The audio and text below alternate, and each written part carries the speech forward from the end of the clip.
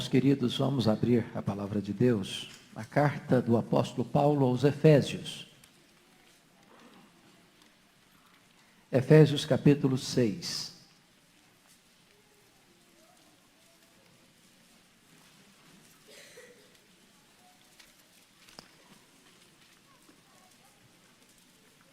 Efésios capítulo 6, versos 10 ao verso 13.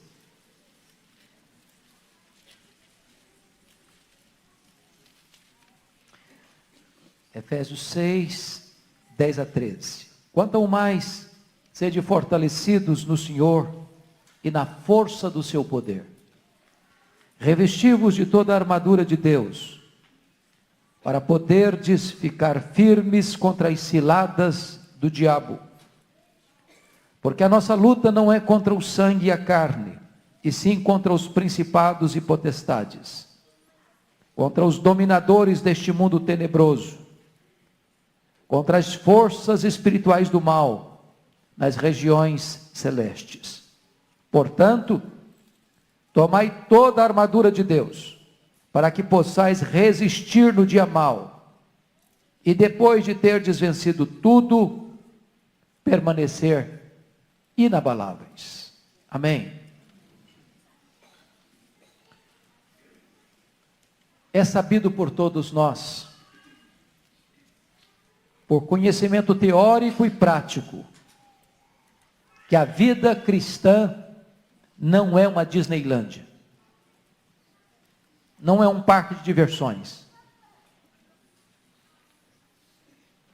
A vida cristã não se desenrola numa estufa espiritual. Você e eu enfrentamos uma guerra diante de 3 inimigos terríveis. O inimigo de dentro, que é a carne. O inimigo que está ao nosso redor, que é o mundo. O inimigo que está fora de nós, que é o diabo. Nessa luta há 2 sérios, graves perigos que enfrentamos. O primeiro deles é o perigo de subestimar os riscos dessa guerra. O perigo de subestimar o poder e as armas do adversário. O perigo de olhar para o inimigo como alguém inofensivo, inapto e incapaz de nos atingir. O segundo perigo, tão grave quanto este, é o perigo de superestimar o inimigo a ponto de perdermos a alegria em Deus. Por isso o apóstolo Paulo trata desta matéria, tão vital para a nossa vida, tão necessária para a nossa jornada. E a primeira coisa que Paulo tem o cuidado de apresentar para nós é contra quem não é essa luta, irmãos. Notem comigo, por gentileza, o que está no versículo de número 12. Porque a nossa luta não é contra o sangue e a carne. Não tem nada mais perigoso do que lutar sem saber contra quem está lutando. Despender energia, lançar mão de um arsenal, enfrentar um combate, e quando alguém pergunta, mas contra quem você está lutando? Bom, eu não sei, só sei que eu estou lutando. Paulo está dizendo em primeiro lugar que a nossa luta não é contra pessoas. Sangue e carne é uma figura de linguagem para dizer que a nossa luta não é contra pessoas. Seu problema não é seu marido, não é sua mulher, não é seu pai, não é sua mãe, não são seus filhos, não são seus pais, não são seus parentes, não são seus vizinhos, não são seus empregados, não são seus patrões, não é o seu próximo. Às vezes nós abrimos verdadeiras frentes de guerra contra as pessoas, machucamos, ferimos, falamos mal, agredimos, massacramos. E quando fazemos isso, nós estamos perdendo o foco. Porque a nossa luta não é contra pessoas. Ainda que as pessoas sejam agentes contra nós, ainda que as pessoas sejam instrumentos usados contra nós, a nossa luta não é contra essas pessoas. Mas então a pergunta é: contra quem é a nossa luta? E Paulo responde no versículo 11, notem comigo o que está escrito aí: revesti-vos de toda a armadura de Deus, para poderes ficar firmes contra as ciladas do diabo. O diabo é um anjo caído, nominado na Bíblia de diversas formas. Ele é diabo, acusador. Ele é Satanás, adversário. Ele é Abaddon, Apolion, destruidor. Ele é maligno no seu caráter. Ele é tentador na sua ação. Ele é mentiroso. Ele é assassino. Ele é ladrão. Ele é sujo. Ele é perverso. Ele é cheio de ódio. Ele é serpente sedutora, ele é leão devastador. E esse texto traz para nós a ideia de que esse inimigo que enfrentamos é poderoso, é maligno e astuto. Mais do que isso, ele não está desacompanhado, ele não está só. Veja o verso 12: a nossa luta é contra os principados e potestades, contra os dominadores deste mundo tenebroso, contra as forças espirituais do mal nas regiões celestes. E aqui você entende algumas coisas. Primeiro, o inimigo tem uma organização que está montada para nos atacar. É a ordem da desordem. Se você perceber, há um escalonamento de poder aí. Paulo deixa isso claro: principados e potestades, dominadores deste mundo tenebroso e forças espirituais do mal. Nas palavras de Francis Schaeffer, ele olha isso da seguinte maneira: há um mundo invisível, real, entretanto. Ele chama isso de regiões celestes. E há um mundo visível, palpável, tangível, onde você vê, onde você ouve, onde você fala, onde você toca, onde você sente. E Francis Schaeffer olhou para esse cenário da seguinte maneira: aqui no andar de baixo é onde vivemos, onde nos relacionamos, onde convivemos. O andar de cima é este andar povoado por seres espirituais, sejam anjos de Deus, sejam malignos. E essa guerra que nos envolve, que nos atinge, tantas vezes é influenciada do andar de cima para o andar de baixo. E certamente, irmãos, nessa luta, nessa guerra, não tem ninguém neutro, não tem ninguém. Não tem ninguém dispensado. Não tem ninguém fora de região de conflito. Não tem ninguém que esteja incólume, imune, livre de perigos. Ou você está engajado nessa luta como protagonista ao lado do Rei da Glória, ou você está nas mãos deste inimigo. Não tem ninguém numa região neutra. O apóstolo Paulo deixa isso claro, quando lá em Colossenses 1,13, ele vai dizer que antes da nossa conversão, nós estávamos no reino das trevas, num domínio, num governo, completamente hostil e perverso. Lá em Atos 26:18 diz que nós somos tirados da potestade de Satanás para Deus.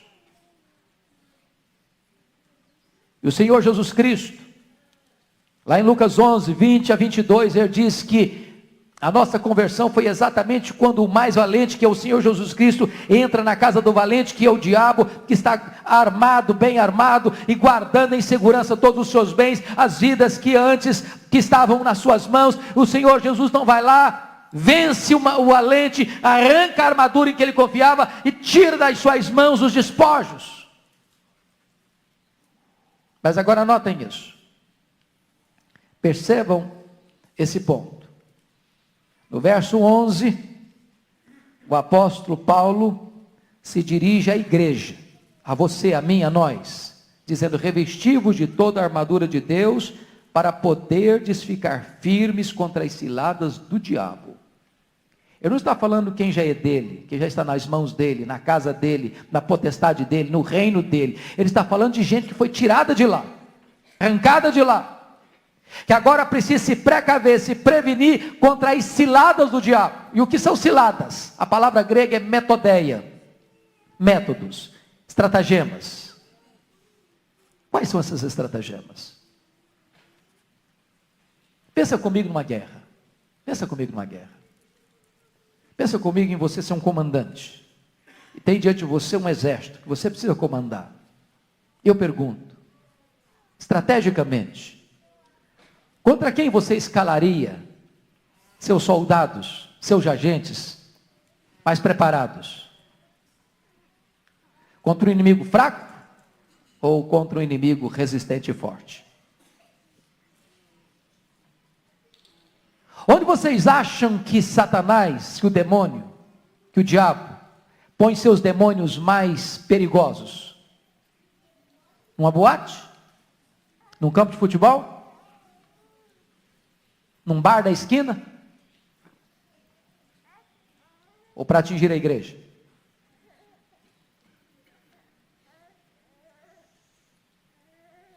Ciladas. Que ciladas são essas? Pensa comigo. Lá em 2 Coríntios 4,4 diz que o diabo cegou o entendimento dos incrédulos. Você já parou para perceber que existe uma batalha espiritual toda vez que você se reúne numa igreja ou num lugar público para pregar o evangelho, onde o evangelho é anunciado, onde Satanás entra na jogada para cegar, não os olhos, o entendimento. E você fala o óbvio e a pessoa não entende. Você fala: porque Deus amou o mundo de tal maneira que deu o seu Filho unigênito, para que todo que nele crê não pereça, mas tenha a vida eterna. Ele acha esse negócio estranho, esquisito, não compreende. Alguém intelectual pode entender a teoria da relatividade e não entende João 3,16. Sabe por quê? Porque existe um agente maligno que cega a compreensão, que cega o entendimento das pessoas. Lá em Mateus 13:19, diz que Satanás, ele entra nos lugares onde a palavra de Deus é proclamada. Pode ter certeza disso, irmãos. Tem crente que chega atrasado na igreja, mas o diabo não chega não. Ele não chega atrasado. Para toda vez que a palavra de Deus é semeada, toda vez que a palavra de Deus é pregada, Satanás vai lá e arrebata a palavra de Deus do coração da pessoa para que ela não creia. Há uma luta. É por isso que você e eu precisamos nos preparar para vir para a igreja. É por isso que você e eu precisamos nos preparar para orar pelo culto que acontece. Porque é uma batalha espiritual onde Satanás tenta roubar, onde rouba o coração, a semente semeada no coração das pessoas, a semente que caiu à beira do caminho. Mateus 13, 38 e 39 diz que Satanás semeia o joio, os filhos deste mundo, no meio do povo de Deus. Não foi assim com Ananias e Safira? Quando ele, não podendo destruir a igreja, ele insere dentro da igreja os seus agentes. Metodeia. Estratagema. A palavra de Deus nos informa em Zacarias 3, 1 a 3, que Satanás não apenas entra no templo, ele não apenas está entre as pessoas, ele sobe ao púlpito. Quando o sumo sacerdote subiu ao altar para oficiar, diz a Bíblia que Satanás estava do lado direito dele para se lhe opor. Há uma batalha no ar, há uma guerra em andamento. Mas mais do que isso, irmãos, Satanás, na sua estratagema, ele também tem uma espécie de ingerência na mente das pessoas. Está lá em Mateus 16, 22 e 23, quando Satanás impôs na mente de Pedro aquela ideia de repreender Jesus, quando Jesus falou que era necessário que o Filho do Homem fosse entregue nas mãos dos pecadores, para ser preso, para ser crucificado, para ressuscitar ao terceiro dia. Diz a Bíblia que Pedro repreende Jesus, e Jesus olha para ele e diz: arreda de mim, Satanás, tu és para mim pedra de tropeço, cogitas as coisas dos homens e não das coisas de Deus.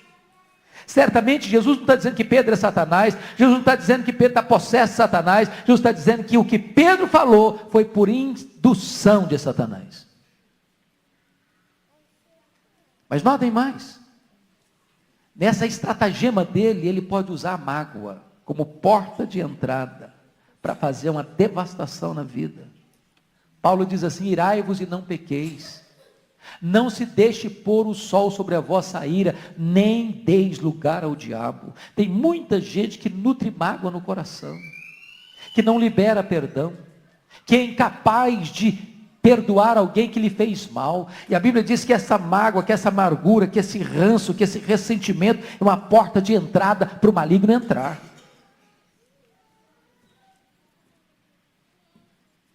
Por isso, irmãos, nós precisamos nos acautelar contra as ciladas do diabo. Mas tem mais. Notem comigo o versículo 13. Você pode ler o versículo 13 comigo, por favor? Vamos juntos? Portanto, tomai toda a armadura de Deus, para que possais resistir no dia mau, e depois de terdes vencido tudo, permanecer inabaláveis. Preste atenção que outra artimanha do inimigo é a pressão. Pressão. O que Paulo chama aqui de dia mau. Eu pergunto para você: existem dias bons e dias maus? O que Paulo quer dizer com isso?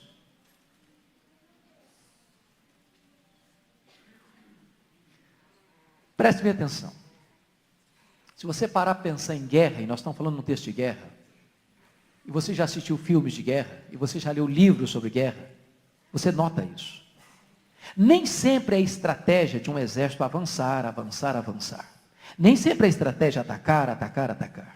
Há momentos em que o comandante recua, refaz suas estratégias, reagrupa sua tropa,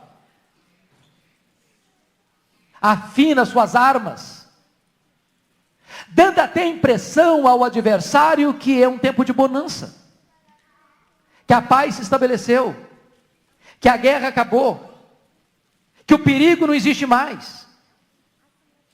E quando o adversário está então desatento, há um combate, há um ataque frontal, abrupto, repentino, radical, avassalador. Esse é o dia mau. É quando você é atacado por todas as frentes. É quando você é encurralado e emparedado pelo inimigo e parece que você não respira mais. É quando no andar de cima há uma ordem para o andar de baixo: chumbo grosso no fulano. E você acorda atordoado.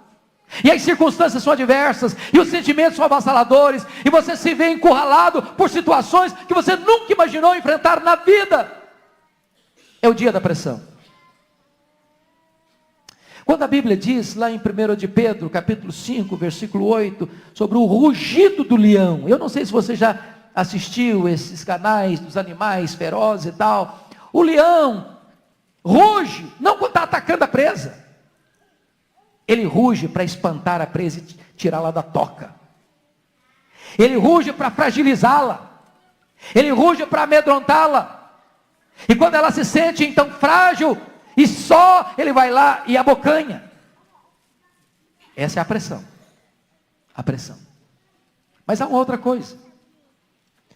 Veja comigo o verso 13 de novo. Vamos juntos no 13 outra vez? Portanto, vamos juntos? Portanto, tomai toda a armadura de Deus, para que possais resistir no dia mau, e depois de teres vencido tudo, permanecer inabaláveis. A outra estratégia do inimigo é a insistência. Preste bem atenção. Irmãos, isso é um fato que você e eu podemos verificar na nossa vida. Você e eu nunca somos tão fracos como depois de uma grande vitória. Sabe por quê? A nossa tendência depois de uma grande vitória é arriarmos as armas. É darmos uma relaxada. É acharmos que agora sim vamos descansar. O texto está dizendo o seguinte: depois de vencerdes, de terdes vencido tudo, aí pode arriar as armas? Aí pode dar uma relaxada? Não! Depois de terdes vencido tudo, permanecer inabaláveis. Sabem por quê? Porque este inimigo não desiste. Porque ele muda de estratégia. Porque se não conseguiu entrar numa área aqui, ele vai tentar entrar noutra área ali. Pensa comigo no que aconteceu com Jesus Cristo, Filho de Deus. Satanás o tentou no deserto. E Jesus Cristo o enfrentou. Está escrito. Está escrito. Está escrito. E Lucas 4 nos informa que Satanás o deixou até momento oportuno. Sabe por quê? Porque Satanás voltou com outras armas, com outras estratégias, com outros planos. Através da multidão, querendo fazê-lo rei. Através dos discípulos, querendo afastá-lo da cruz. Através dos embates com os escribas e fariseus, que o acusavam. Então nós precisamos estar atentos, irmãos, por causa dessa insistência do inimigo. Mas agora, a grande pergunta é: como é que nós podemos vencer esse inimigo? Por favor, veja comigo. A primeira verdade que é preciso ter claro na mente e no coração. Não está aqui nesse texto, mas eu preciso recorrer a ele, que é Lucas 11, versículo 22. Lucas 11, 22.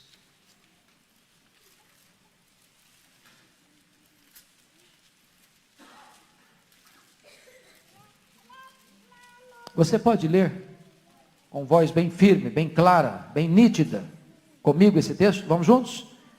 Sobrevindo, porém, um mais valente do que ele, vence-o. Tira-lhe a armadura em que confiava e lhe divide os despojos.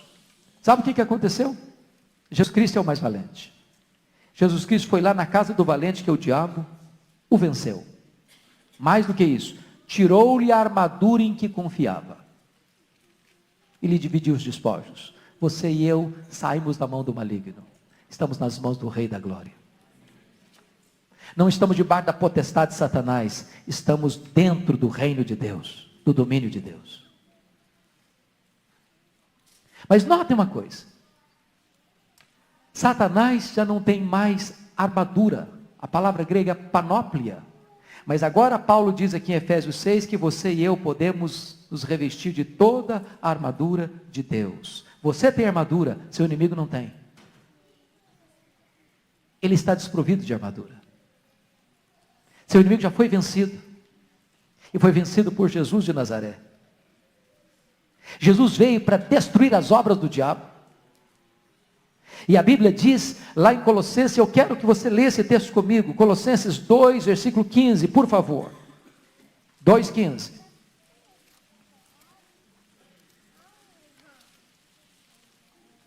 Vamos juntos ler? Todos juntos, por favor, vamos. E despojando os principados e as potestades, publicamente os expôs ao desprezo, triunfando deles na cruz. Jesus Cristo derrotou de forma fragorosa e acachapante o diabo e suas hostes na cruz. Como é que nós podemos vencer esse inimigo, irmãos? Voltando para Efésios 6, versículo 10, confira aí comigo. Você e eu podemos ser revestidos e fortalecidos com todo o poder. Você pode ler o verso 10 comigo, 6:10? Vamos juntos? Quanto ao mais, sede fortalecidos no Senhor e na força do seu poder. Não há cristianismo sem poder, irmãos. Não há crente sem poder. Não há. Porque você e eu fomos transformados pelo poder do Espírito Santo. Recebemos o poder do Espírito Santo. Fomos feitos filhos de Deus pelo poder do Espírito Santo de Deus. Nascemos de novo pelo poder do Espírito Santo de Deus. E o Espírito Santo de Deus, que é todo poderoso, habita em você, habita em mim. Nós somos santuário de Deus, nós somos morada de Deus, nós somos casa de Deus e somos revestidos com o poder do Espírito Santo. Que poder é esse? O mesmo poder que ressuscitou Jesus Cristo dentre os mortos. O mesmo poder que quebrou a força da morte. É o poder que está em você, que está em mim, que está em nós. Nós não somos fortes em nós mesmos, mas nós somos fortes porque o poder do Todo-Poderoso Deus está à sua, à minha, à nossa disposição. Terceiro lugar, por que nós podemos e como nós podemos vencer, irmãos, este inimigo? Confira comigo o versículo de número 13, parte A. Portanto, tomai toda a armadura de Deus, para que possais resistir.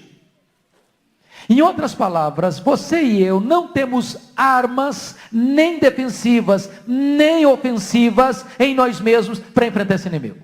Não tente enfrentar de cara limpa, que você não consegue. Não tente enfrentá-lo com a sua sabedoria e estratégia, você é derrotado. Não tente vencê-lo fiado em sua própria força e poder, você é frágil. Por isso você precisa não da armadura, você precisa de toda a armadura de Deus. Você precisa de proteção na sua cabeça, você precisa de proteção no seu coração, você precisa de proteção no seu corpo, você precisa de proteção na sua alma, você precisa de proteção nas suas emoções, você precisa de proteção plena e completa. Você precisa de toda a armadura de Deus. Como é que você pode vencer esse inimigo? Quarto lugar. Veja comigo o versículo 11. Você precisa manter os olhos espirituais bem abertos.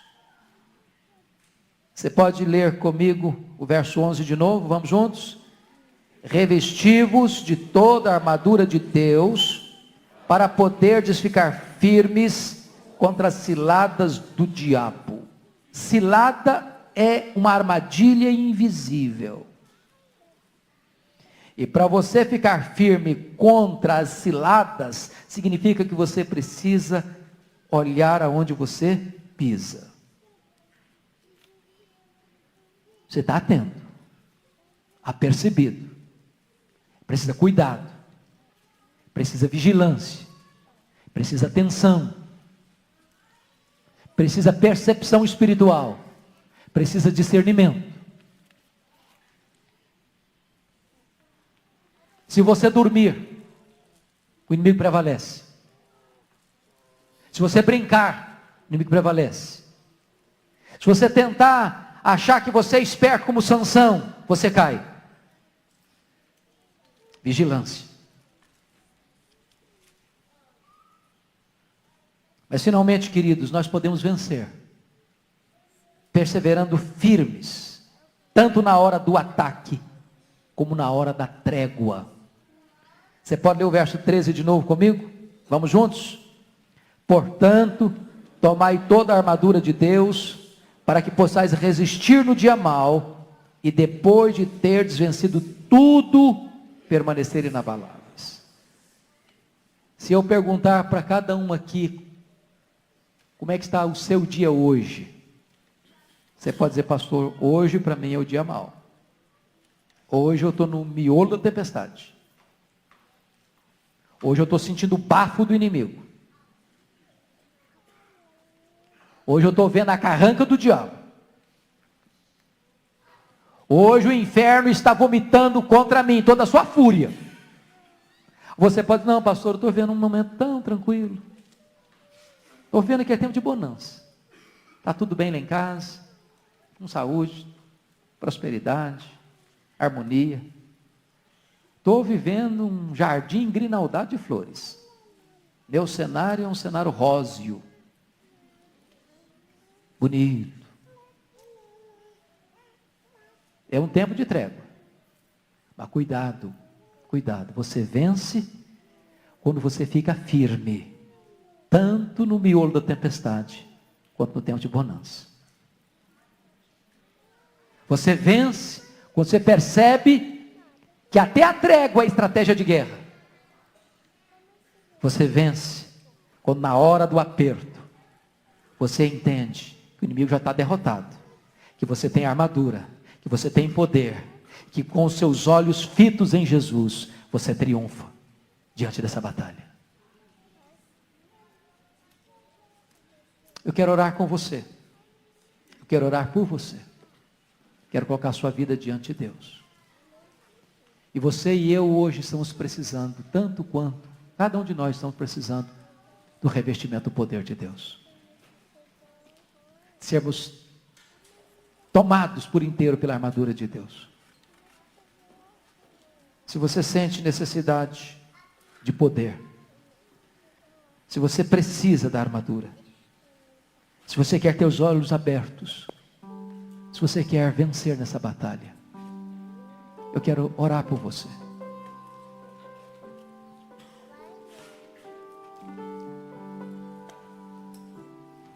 Só Deus sabe, talvez, a luta que você está travando aí no seu coração. A natureza dessa guerra. Varia de pessoa para pessoa, de família para família. E este inimigo não tira férias, ele não descansa.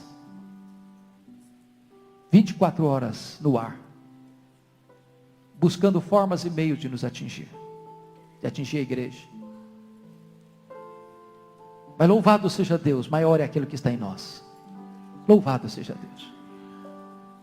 Louvado seja Deus, porque nós não entramos nessa guerra para perder, já somos mais do que vencedores. Louvado seja Deus. As armas que estão à nossa disposição são poderosas em Deus, para destruir fortalezas, para anular sofismas. Louvado seja Deus, porque o Espírito Santo de Deus habita em nós, porque o nosso comandante já venceu essa guerra por nós. Precisamos estar atentos e vigilantes.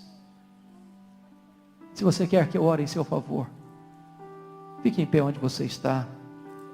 Eu quero colocar a sua vida diante de Deus em oração.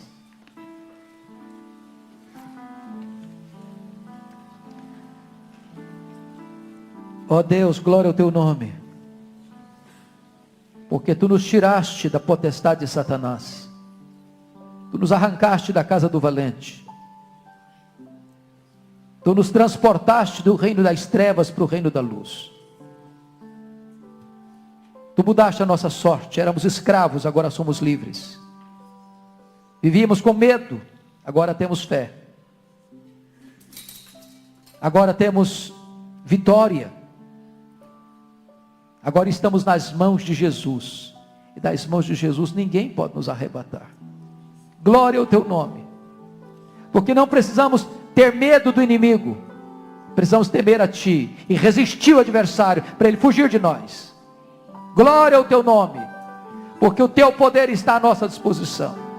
Reveste-nos com o teu poder nesta manhã, reveste-nos com o teu poder nesta tarde, ó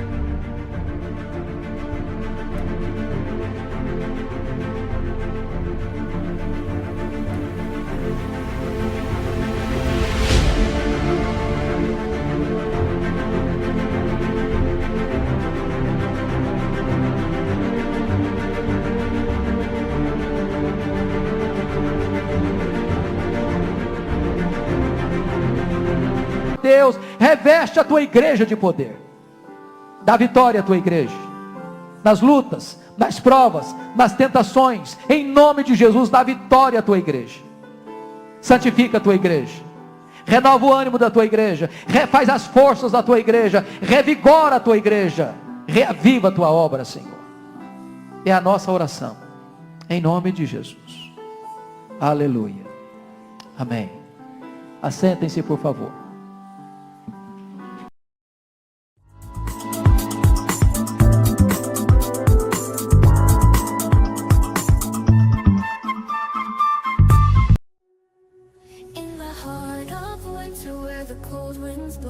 Snowflakes dance in silence in the moon's soft glow. The world is wrapped in a blanket of white. In the still of the night, everything feels right. Frost on the window, a crystal display. Whispers of winter in a gentle sway. Beneath the starlit sky, our breath takes flight. In this cold winter's night, our hearts ignite. Cold winter, oh so bright and clear.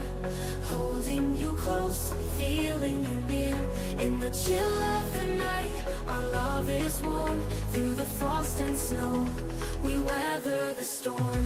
Footsteps in the snow path we tread. Through the icy chill, where dreams are led. The fire's warm glow, a welcome sight. In the depth of winter, the each note a brushstroke of emotion, painting hues of every shade. The female vocals breathe life into a song that won't fade. Deep within the music's embrace, I find solace in this space, where the lyrics intertwine with the beats of time. As the music evolves and shifts,